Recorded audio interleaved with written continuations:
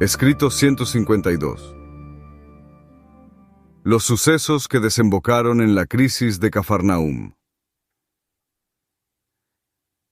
La noticia de la curación de Amós, el lunático de Queresa, ya había llegado hasta Betsaida y Cafarnaúm, por lo que una gran multitud esperaba a Jesús cuando la barca tocó tierra aquel martes por la mañana.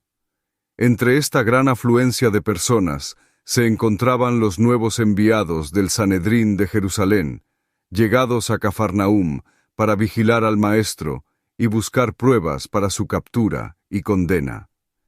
Mientras Jesús hablaba con los que se habían congregado allí para darle la bienvenida, Jairo, uno de los jefes de la sinagoga, se abrió paso entre la multitud y, arrodillándose a sus pies, lo tomó de la mano y le suplicó que se diera prisa en acompañarlo, diciendo: «Maestro, mi joven y única hija está agonizando. Te ruego que vengas y la sanes». Cuando Jesús oyó lo que este padre le pedía, dijo: «Iré contigo». Jesús fue, pues, con él, seguido de una gran muchedumbre que había oído el ruego de aquel padre y quería saber qué pasaría. Poco antes de llegar a la casa del dignatario, mientras caminaban deprisa por una calle estrecha, rodeado del gentío que se agolpaba en torno a él, Jesús se detuvo de repente y exclamó: «Alguien me ha tocado». Y cuando todos los que estaban a su lado lo negaron, Pedro habló: «¿Ves que la multitud te aprieta, amenazando con aplastarnos, y dices: alguien me ha tocado? ¿Qué quieres decir?». Entonces Jesús contestó: «Pregunté quién me tocó, porque percibí que de mí había salido energía de vida». Al mirar Jesús a su alrededor, sus ojos se posaron sobre una mujer próxima a él, la cual, adelantándose, se postró a sus pies y dijo: «Hace años que padezco de flujo de sangre. He sufrido bastante a manos de muchos médicos. He gastado toda mi fortuna, pero ninguno ha podido curarme. Entonces supe de ti y me dije que si tan solo pudiera tocar la orilla de tu manto, sanaría sin duda. Y me metí entre la gente que te sigue hasta llegar hasta ti, Maestro, y toqué el borde de tu manto, y se me restauró la salud. Sé que he sido curada de mi aflicción». Cuando Jesús oyó estas palabras, tomó a la mujer de la mano y levantándola, le dijo: «Hija, tu fe te ha salvado, vete en paz». Era su fe, y no su contacto, lo que le había hecho recuperar la salud. Y este caso es un buen ejemplo de muchas curas aparentemente milagrosas que se produjeron durante la andadura terrenal de Jesús, pero que, de ningún modo, él deseaba conscientemente que ocurrieran. Con el transcurso del tiempo, se demostró que aquella mujer había quedado realmente curada de su mal. La suya era un tipo de fe que se hacía directamente del poder creativo presente en la persona del Maestro. Con la fe que sentía, solo le era suficiente con acercarse a la persona del Maestro. No necesitaba en absoluto tocar su manto, sino que aquello era la parte supersticiosa de su creencia. Jesús llamó a Verónica, esta mujer de Cesarea de Filipo, a su presencia para corregir dos errores que podría albergar en su mente, o que persistiesen en las de aquellos que habían sido testigos de tal curación. No quería que Verónica se marchase pensando que su temido intento de robarle la cura había sido premiado, o que su actitud, supersticiosa, de relacionar el hecho de tocar su manto con su sanación había surtido efecto. Quería que todos supieran que era su fe, pura y viva, la que había obrado la cura.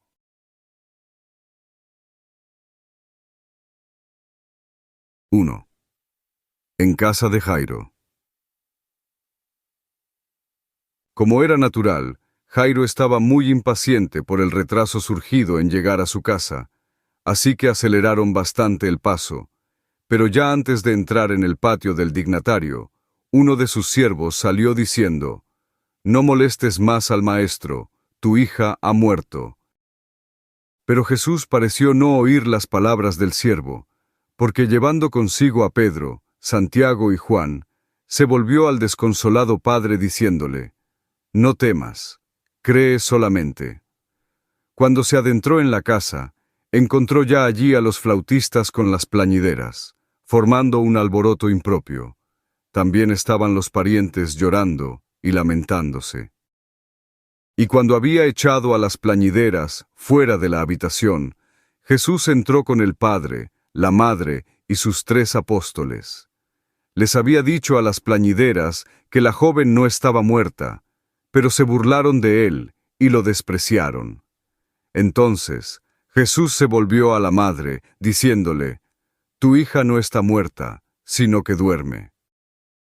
Y cuando la casa estaba en calma, yendo a donde la niña estaba tendida, la tomó de la mano y clamó: «Hija, a ti te digo, despierta y levántate».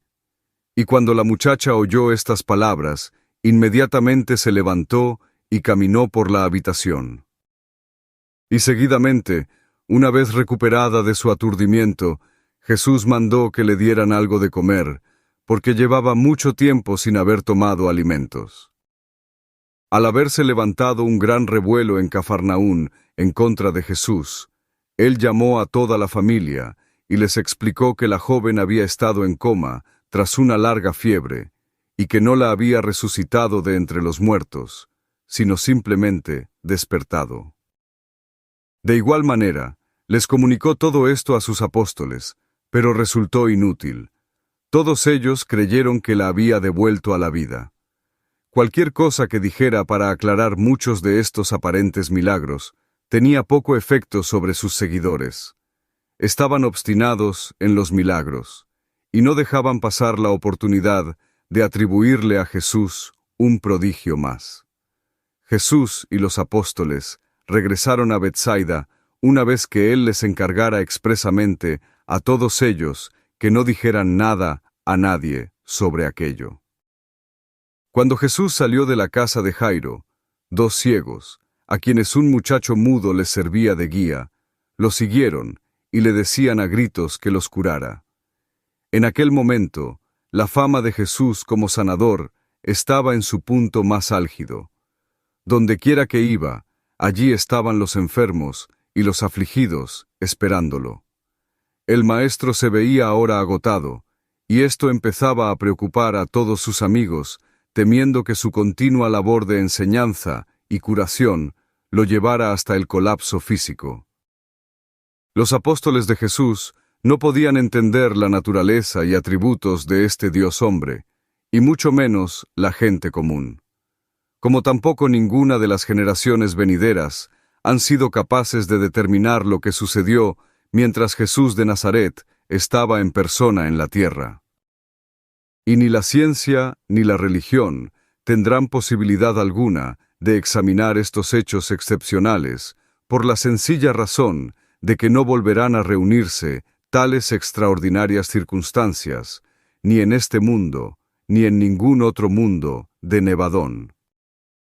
Jamás aparecerá de nuevo, en ningún mundo del universo, un ser con la semejanza de un hombre mortal que personifique, al mismo tiempo, todos los atributos de la energía creativa, sumados a unos dones espirituales que trascienden el tiempo y la mayoría de las otras limitaciones materiales. Nunca antes de que Jesús estuviera en la tierra, ni desde entonces, han podido los hombres y las mujeres mortales obtener, por su fe, fuerte y viva, resultados de forma tan directa y vívida. Para que estos fenómenos se repitieran, tendríamos que llegar hasta la presencia inmediata de Miguel, el Creador, y encontrarlo tal como fue en aquellos días, el Hijo del Hombre. Asimismo, hoy, aunque su ausencia impide tales manifestaciones materiales, deberíais absteneros de imponer cualquier índole de limitación sobre la posible expresión de su poder espiritual. Aunque el Maestro esté físicamente ausente, está espiritualmente presente y actúa en los corazones de los hombres. Al irse de este mundo, Jesús facilitó que su espíritu viviera al lado del de su Padre, que habita en las mentes de todos los seres humanos.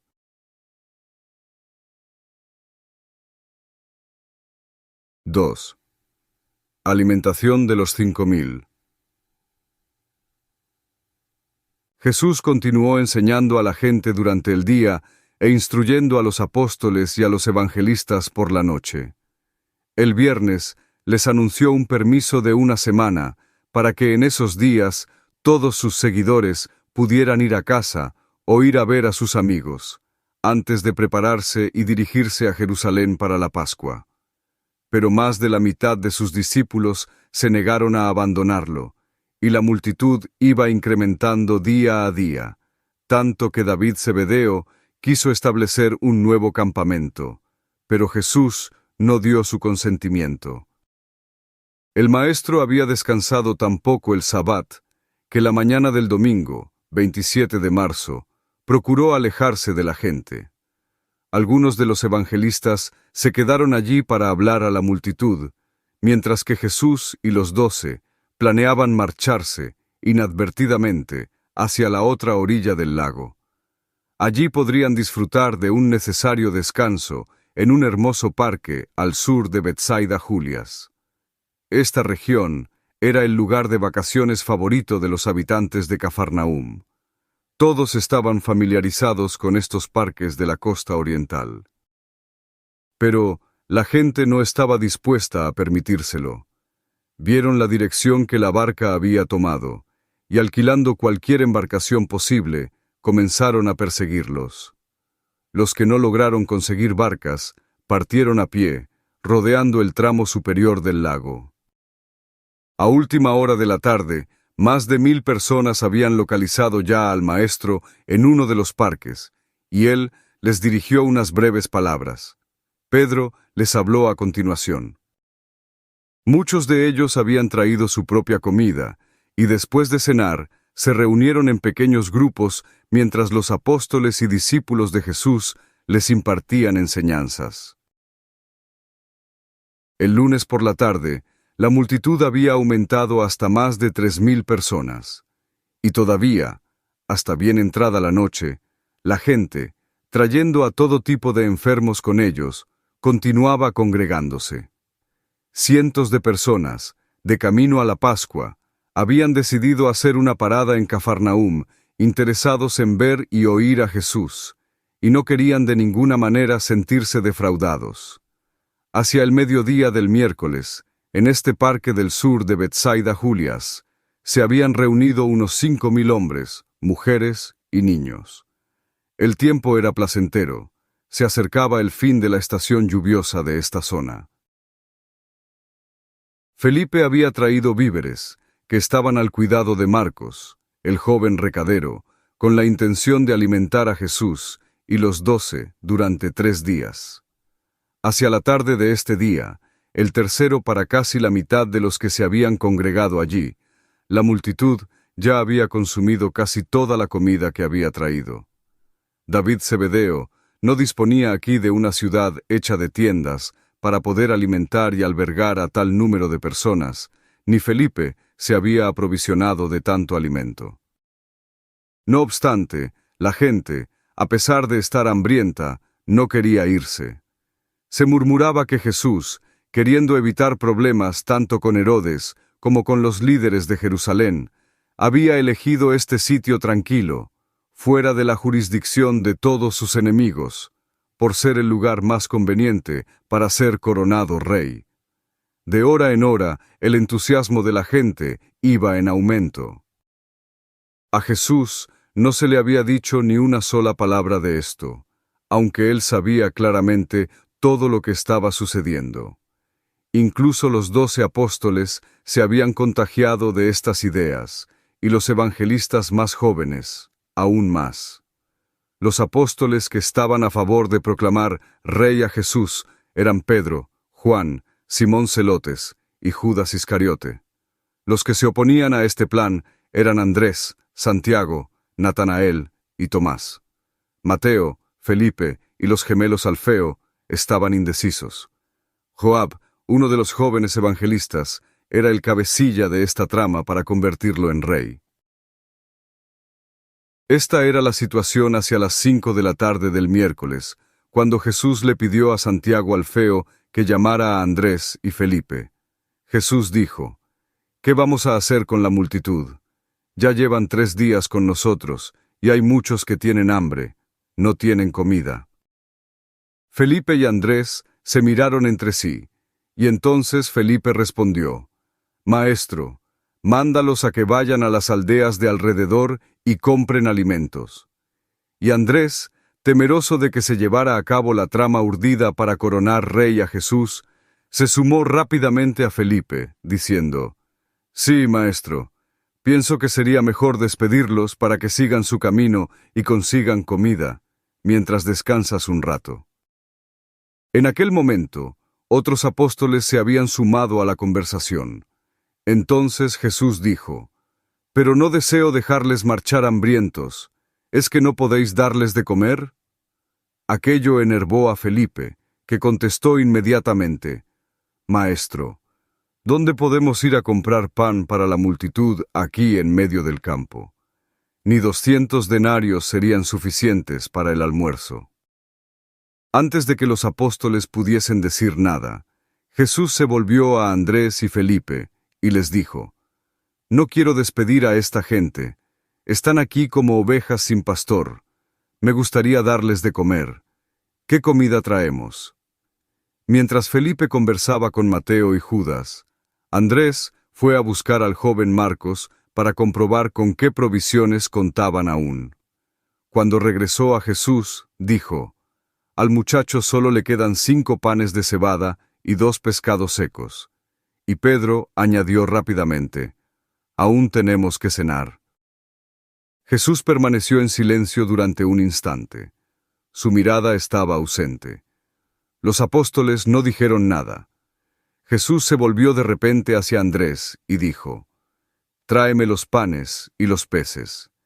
Y cuando Andrés le llevó a Jesús la cesta, el maestro dijo: «Haced que la gente se siente en la hierba por grupo, de 100 en 100, y nombrad a un líder en cada uno de los grupos, mientras vosotros traéis hasta aquí a todos los evangelistas». Entonces tomó el pan en sus manos, y después de haber dado las gracias, lo partió y se lo dio a los apóstoles, que lo pasaron a sus compañeros.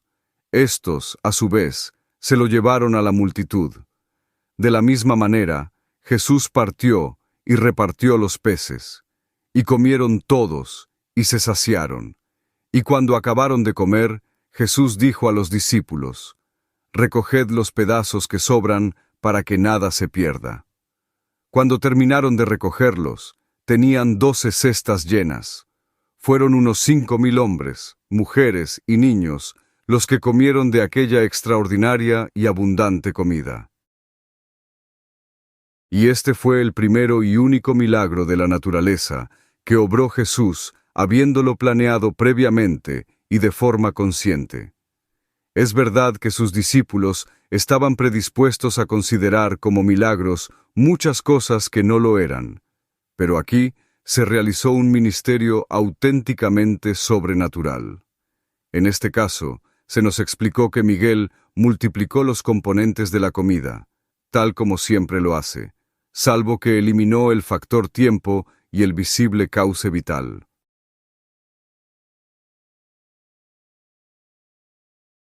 ¡3! El incidente de la coronación. La alimentación de los 5.000 por medio de una energía de carácter sobrenatural fue otro de esos casos en los que la piedad humana se sumó al poder creativo que tuvo su equivalencia en lo ocurrido. Una vez que se había dado de comer a la multitud hasta saciarse, y dado que la fama de Jesús aumentó allí, y entonces, por este formidable prodigio, el plan de agarrar al Maestro y proclamarlo rey ya no precisaba de más instrucciones de índole personal. La idea pareció contagiar a toda la multitud. Al estar satisfechas sus necesidades físicas tan súbitamente, y al mismo tiempo de forma tan espectacular, la muchedumbre, abrumada, reaccionó emocionalmente.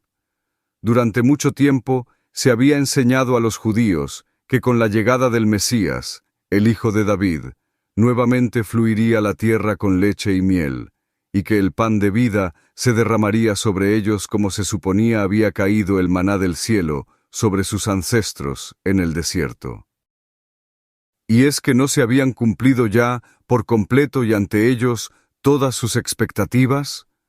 Cuando esta multitud hambrienta y malnutrida se sintió saciada con el prodigioso alimento, su reacción fue unánime. He aquí a nuestro Rey.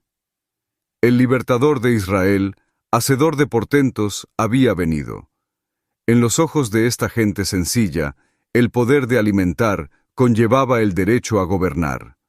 No era, pues, de extrañar que la multitud, cuando acabó su copiosa comida, se puso de pie al unísono gritando, «Hacedlo rey».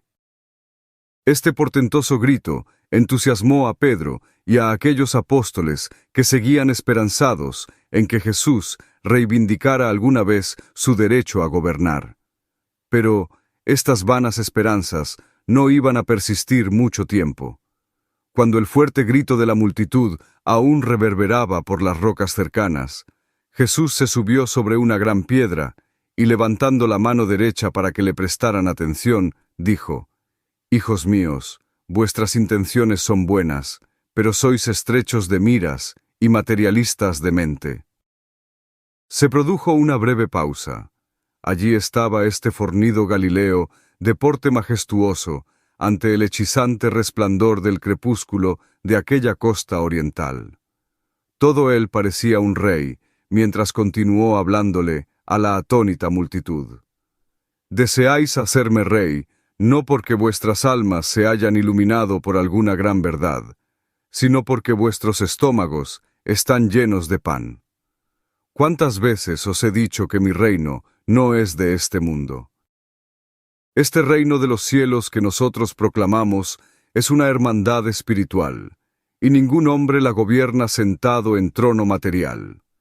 Mi Padre del cielo es el omnisapiente y todopoderoso soberano de esta hermandad espiritual de los hijos de Dios en la tierra. Tanto he errado al revelaros al Padre de los espíritus, que queréis hacer rey a su Hijo en la carne. Ahora iros todos a vuestras casas. Si habéis de tener un rey, que el Padre de las luces se entrone en los corazones de cada uno de vosotros como el soberano espiritual de todas las cosas».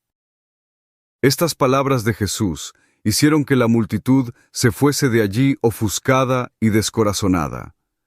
Muchos de los que habían creído en él lo dejaron y no volvieron desde aquel día a seguirlo nunca más. Los apóstoles estaban consternados. Permanecieron en silencio, de pie, alrededor de las 12 canastas con la comida sobrante. Solo el recadero, el joven Marcos, habló diciendo, «Y se negó a ser nuestro rey». Jesús, antes de marcharse a las colinas para estar solo, se volvió hacia Andrés y le dijo, «Lleva a tus hermanos de regreso a la casa de Zebedeo y ora con ellos. Pide en particular por Simón Pedro, tu hermano».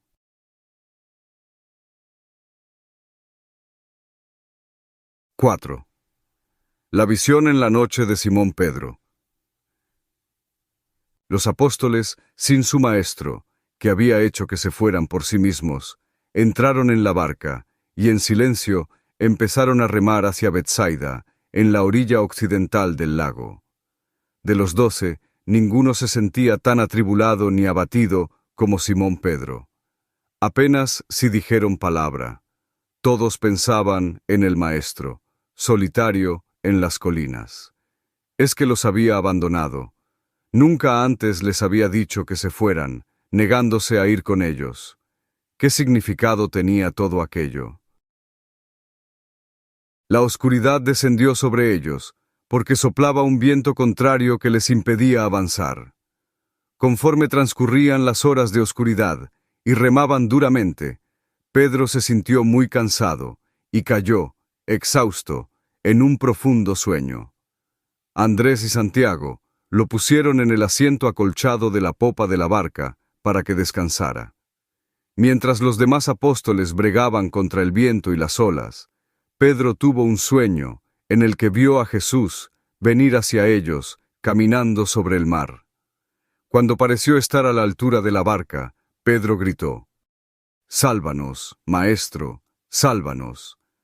Y los que se encontraban cercanos a la popa le oyeron decir algunas de estas palabras. Al continuar esta aparición nocturna en la mente de Pedro, soñó que oyó decir a Jesús: «Tened ánimo, soy yo, no temáis». Esto fue como el bálsamo de Gilead para el alma atormentada de Pedro. Calmó su espíritu atribulado. Así que, en su sueño, gritó al Maestro: «Señor, si eres tú, manda que yo vaya a ti sobre las aguas». Y cuando Pedro se puso a andar sobre las aguas, tuvo miedo de las alborotadas olas, y cuando estaba a punto de hundirse, gritó: «Señor, sálvame». Y la mayoría de los 12 le oyeron proferir este grito. Entonces Pedro soñó que Jesús vino a su rescate, y extendiéndole la mano, lo sostuvo y lo levantó, diciéndole: «Hombre de poca fe, ¿por qué dudaste?». En cuanto a la última parte de su sueño, Pedro se levantó del asiento sobre el que dormía, y realmente pasó por encima de la barca hasta caer al agua. Y despertó de su sueño cuando Andrés, Santiago y Juan se inclinaron hacia él para sacarlo del mar. Pedro siempre consideró que lo ocurrido fue real. Creía sinceramente que Jesús había venido a ellos aquella noche. Solo llegó a convencer, y de forma parcial, a Juan Marcos, lo que explica por qué Marcos omitió de su narrativa un fragmento de esta historia. Lucas, el médico, que investigó esta cuestión detenidamente, llegó a la conclusión que aquel suceso no fue sino una visión de Pedro, y por lo tanto no quiso incluirlo en su propia narrativa.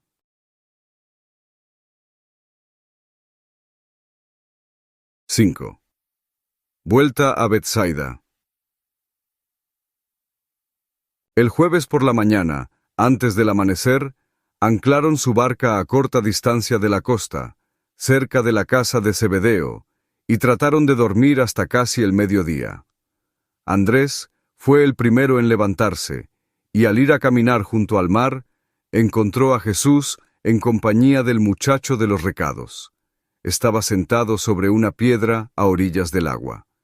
Pese a que muchos de la multitud y los jóvenes evangelistas buscaron a Jesús toda esa noche y gran parte del siguiente día por las colinas orientales, poco después de la medianoche, él y el joven Marcos habían comenzado a caminar alrededor del lago y cruzaron el río de vuelta a Betsaida. De los 5.000 que se habían alimentado milagrosamente y que, con el estómago repleto y el corazón vacío, habían querido proclamarlo rey, solo unos 500 persistieron en ir tras él. Pero, antes de que éstos recibieran palabra de que había regresado a Betsaida, Jesús pidió a Andrés que reuniera a los 12 apóstoles y a sus acompañantes, las mujeres incluidas, diciéndoles que, deseo hablar con ellos. Y, cuando estaban todos listos ante él, Jesús dijo: ¿Hasta cuándo os he de soportar? Tan tardos sois de entendimiento espiritual y tan faltos de fe viva. Todos estos meses os he enseñado las verdades del reino, y sin embargo, os dejáis llevar por motivos materiales, dando de lado los espirituales. ¿Es que ni siquiera habéis leído en las Escrituras cómo Moisés exhorta a los hijos descreídos de Israel, diciendo: No temáis, estad firmes, y ved la salvación que el Señor os dará? El cantor dijo: Pon tu confianza en el Señor. Sé paciente, espera en el Señor y ten fortaleza. Él alentará tu corazón. Echa sobre el Señor tu carga, y Él te sostendrá.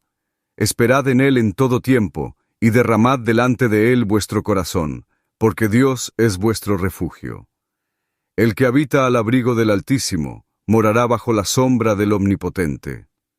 Mejor es confiar en el Señor que en príncipes humanos. ¿Y es que no veis todavía que cuando se obran milagros y prodigios de orden material, no se ganan almas para el reino espiritual?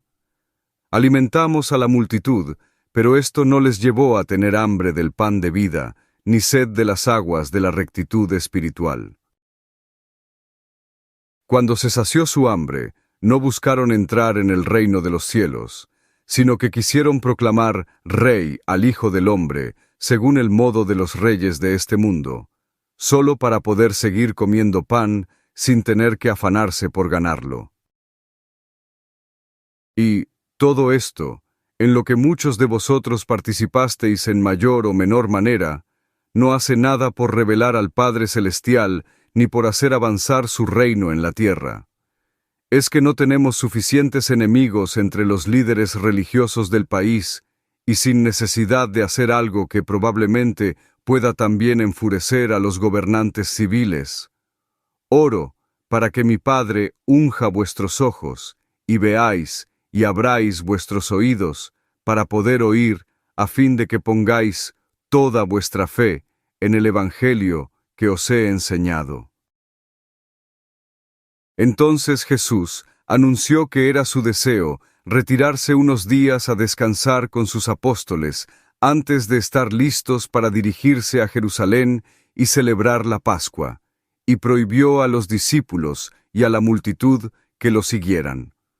Por consiguiente, navegaron hasta la región de Genesaret para reposar y dormir durante 2 o 3 días.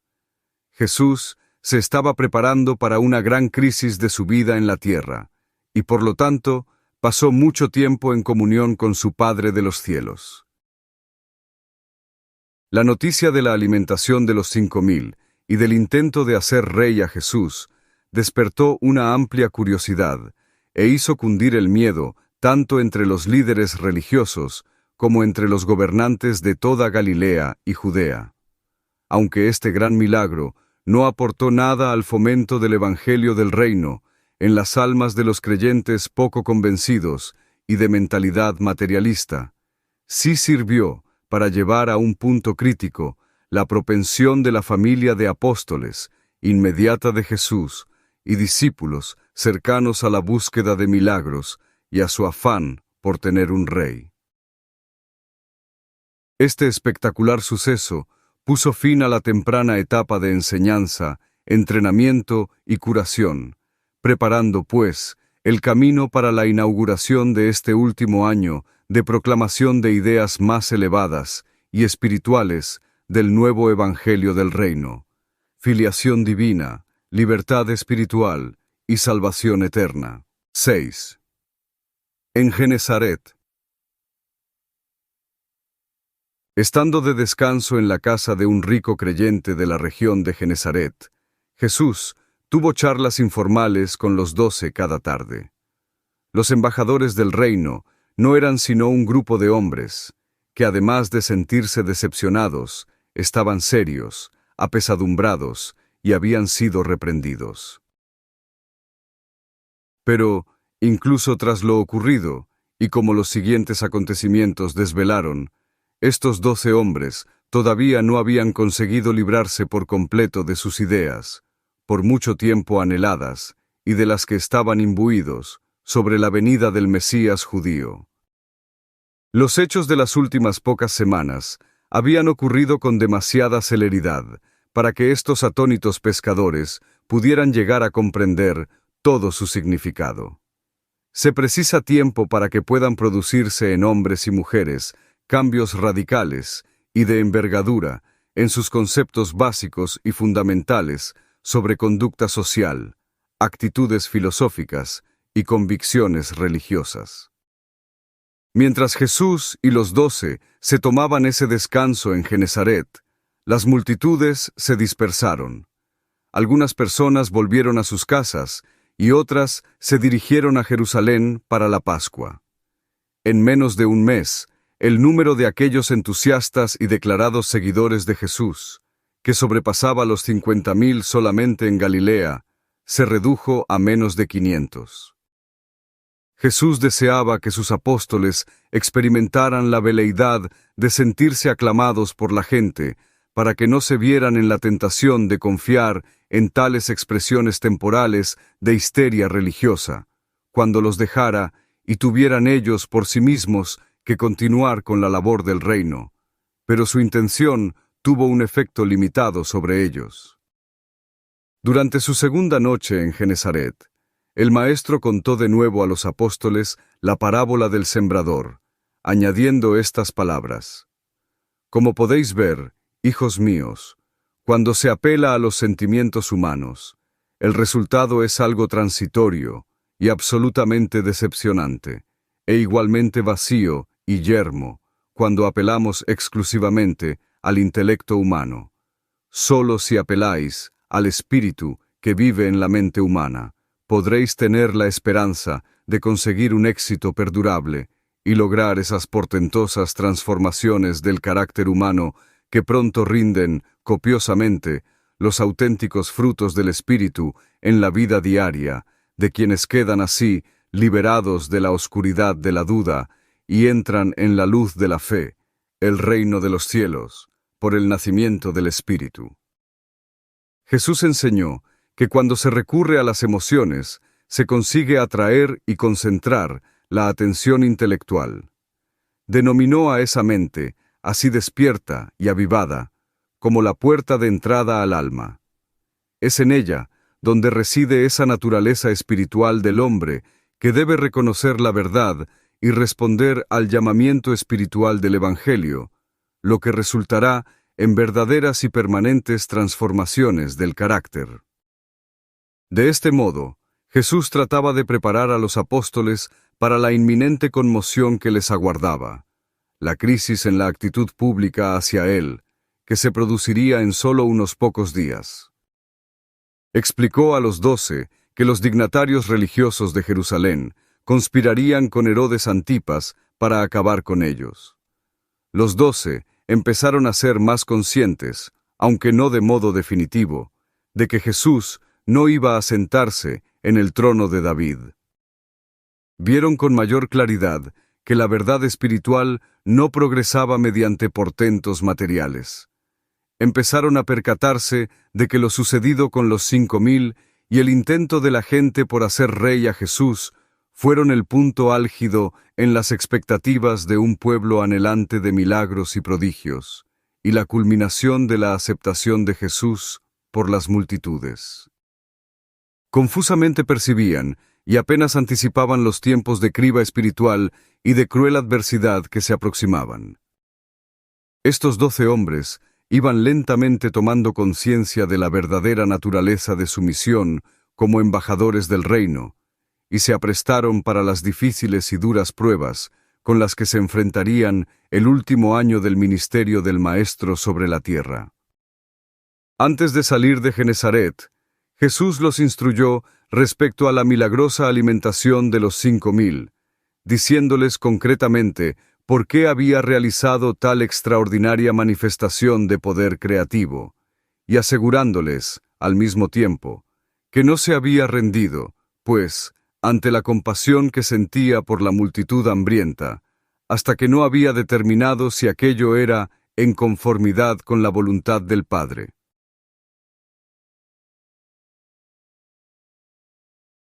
¡7!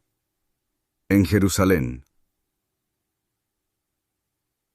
El domingo 3 de abril, Jesús, acompañado tan solo por los 12 apóstoles, se dirigió a Jerusalén desde Betsaida. Para evitar las multitudes y atraer la menor atención posible, viajaron vía Gerasa y Filadelfia. En este viaje, les prohibió que realizaran cualquier enseñanza pública, como tampoco les permitió enseñar ni predicar mientras estaban en Jerusalén. Llegaron a Betania, una aldea cercana a Jerusalén, el miércoles 6 de abril, a última hora de la tarde. Estuvieron solo esa noche en casa de Lázaro, Marta y María, pero al día siguiente se separaron. Jesús, junto con Juan, se quedó en la casa de un creyente llamado Simón, también en Betania, cerca de la casa de Lázaro. Judas Iscariote y Simón Celotes pararon en Jerusalén, con unos amigos, mientras que el resto de los apóstoles se alojó, de dos en diferentes casas. Jesús solo una vez entró en Jerusalén durante esta Pascua, y lo hizo en el día grande de la fiesta. Abner llevó a Betania a muchos creyentes de Jerusalén para encontrarse con Jesús. Durante esta estancia en Jerusalén, los 12 se percataron de la creciente hostilidad reinante contra su maestro. Todos partieron de Jerusalén con la idea de que se avecinaba una crisis. El domingo, 24 de abril, Jesús y los apóstoles dejaron Jerusalén para dirigirse a Betsaida, yendo por tierra a las ciudades costeras de Jope, Cesarea y Tolemaida. Desde allí se encaminaron vía Ramá y Corazín hacia Betsaida, llegando el viernes, 29 de abril. En cuanto estuvieron allí, Jesús envió inmediatamente a Andrés a solicitar permiso al jefe de la sinagoga para hablar al día siguiente, siendo Sabbat, en el servicio de la tarde. Jesús sabía bien que aquella sería la última vez que se le permitiría hablar en la sinagoga de Cafarnaúm.